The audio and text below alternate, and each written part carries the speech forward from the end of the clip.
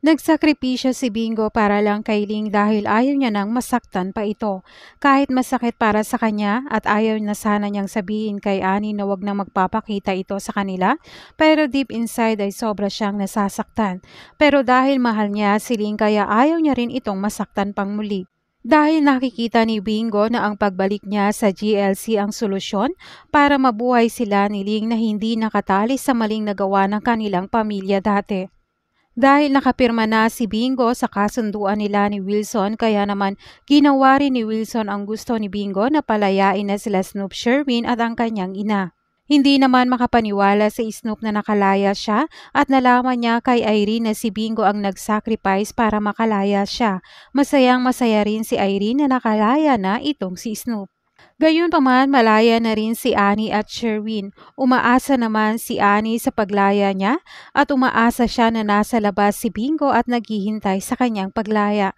Pero dahil pinaninindigan ni Bingo ang sinabi niya sa ina na wag nang magpakita, pero ang totoo ay nasa loob siya ng sasakyan at inaabangan ang paglaya ng ina. Sobrang sakit para kay Bingo dahil gustong-gusto niya ring mayakap ang kanyang ina. Sa kabilang banda naman dahil mas gusto ng mga Tanweko na si Ling ang dapat pakasalan ni Stephen kaya kinukumbinsi siya ni Bettina na pumayag na at magsakripisyo naman siya para sa ama.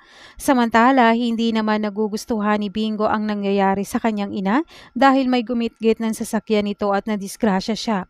Nalaman naman ito ni Bingo at grabe ang pagsisisi niya na nawala ang ina at nagigilty siya dahil sinabi niya na wag nang magpapakita ito. Nang makita ni Bingo ang ina, sinabi niya sa sarili na dapat siya ang nawala at hindi ang kanyang ina. Gayunpaman sa pagkikita naman ni Bingo at Ling na nakikiramay ito sa pagkawala ni Annie, pero sinasabi ni Bingo kay Ling na hindi aksidente ang nangyari at may sumadya talagang gumawa nun sa kanyang ina. Kaya naiinis nga itong siling na pinagbibintangan ni Bingo ang kanyang pamilya na gumawa nun kay Annie. Tugon naman ni Bingo na naniniwala siya na hindi si Annie ang gumawa nun kay Divine at isa sa mga Chu. At ngayon ay nagawa na rin nila kay Annie.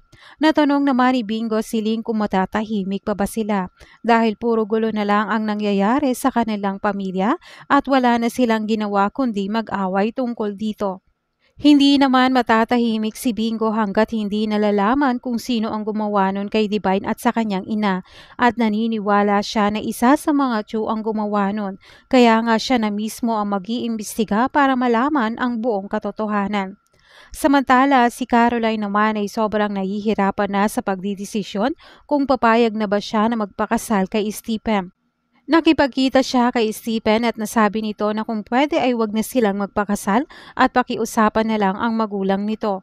Pero sinabi ni Stephen na hindi papayag ang kanyang pamilya kung hindi sila magpapakasal.